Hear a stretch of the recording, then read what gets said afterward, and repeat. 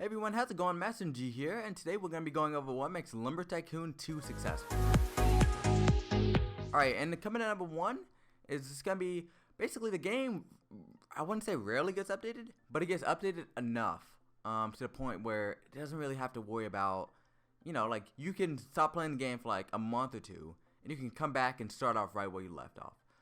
Because I know, like, in a lot of games, especially simulators, if you, like, take a month off, you're already behind, and, you're already pretty much left in the dust. Because I know that's the case in games like Pet Simulator and, like, Bubblegum Simulator. It's like you got to constantly keep up.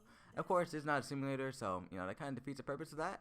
But, it's just pretty much just gets, like, the perfect set of updates. The developer is also pretty transparent with the updates. Of course, always updating the change logs and stuff like that, too. And, I just feel like that's, like, a great first start.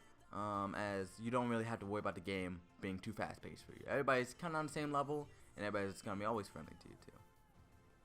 And then coming at number 2 is going to be accessibility. It has great Xbox compatibility.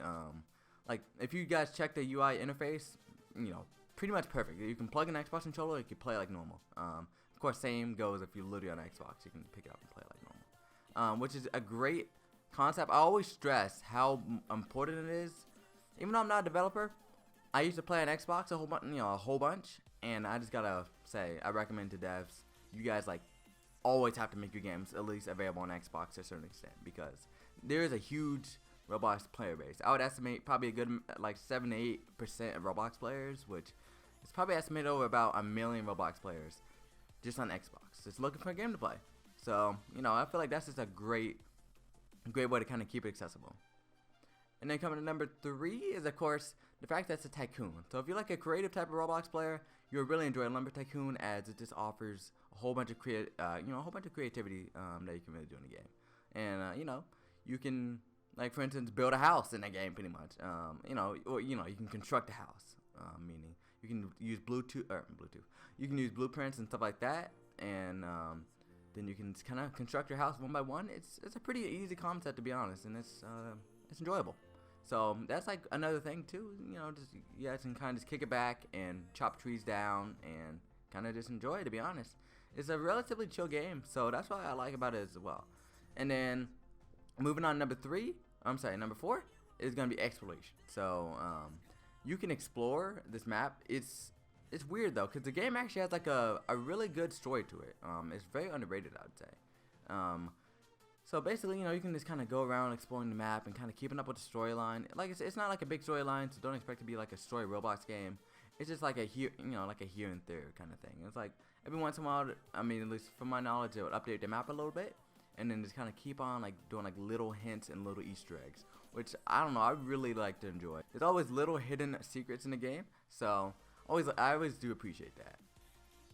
It's also gonna have like helpful guides, I guess I'd say. Like for instance, it's gonna be pretty easy to learn the basics of the games, just because there's like a huge community around it. It's like really nice people.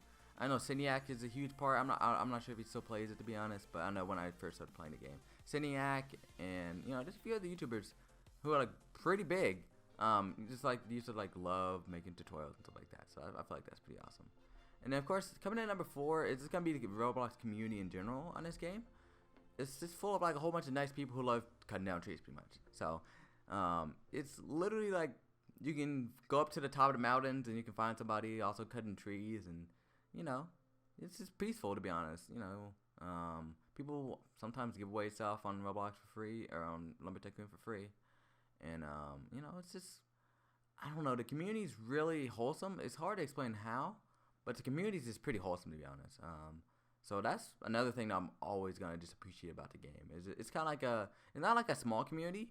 But since it's limited to 6 players in a server, it's like a smaller game, and it's like everybody's kind of tight knit. And if you're lucky, you can also find someone to chat with on a game and kind of just chill with. So that's just gonna be number 5 for you. And I think that's about it for the video, guys. I really do appreciate you guys watching.